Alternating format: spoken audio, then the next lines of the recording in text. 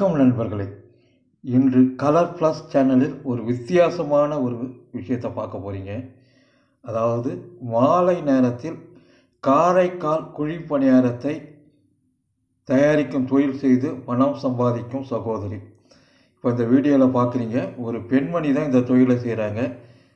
நல்ல கூட்டம் வருது, நல்லா வருமானம் ஈட்டுறாங்க. இந்தமாரி பெரிய ட்ரே வாங்கிக்கிறாங்க, சட்டி, அதெல்லாம் மாவுலாம் ஊற்றுறாங்க. குழி பணியாரம் சைடிஷை நல்ல டேஸ்டான சட்னி கொடுக்குறாங்க. ரெகுலர் வாடிக்கையாளர் இவங்களுக்கு இருக்கிறதுனால நல்ல வருமானம் பெறுறாங்க. இது போன்ற பயனுள்ள விஷயங்களை தொடர்ந்து பார்க்க கலர் ப்ளஸ் சேனலை சப்ஸ்கிரைப் பண்ணுங்கள், லைக் பண்ணுங்கள், ஷேர் பண்ணுங்கள். தினம் இதேமாரி பல்வேறு விஷயங்கள், பயன்தரு விஷயங்களை இப்போ சொல்கிறேன்.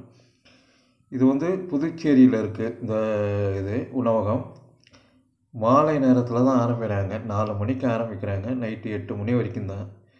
பகுதி நேரமாக தான் செய்கிறாங்க. ஆனால் நல்லா விறுவிறுப்பாக சுறுசுறுப்பாக வியாபாரம் நடக்குதுங்க.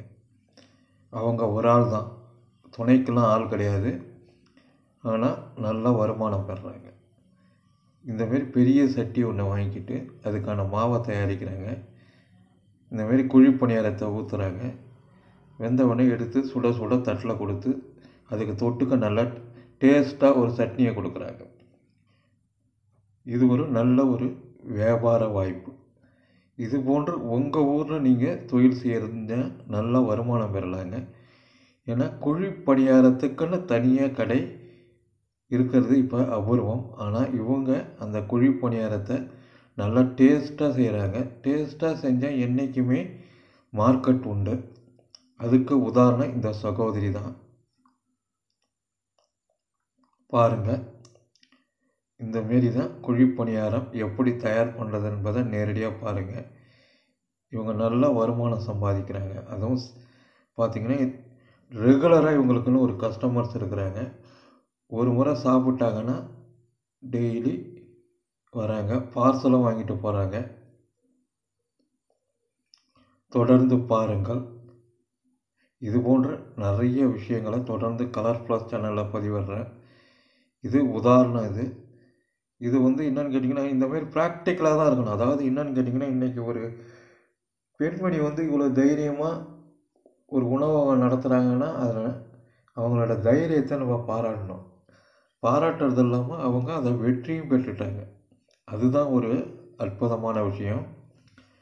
தொடர்ந்து பாருங்கள்.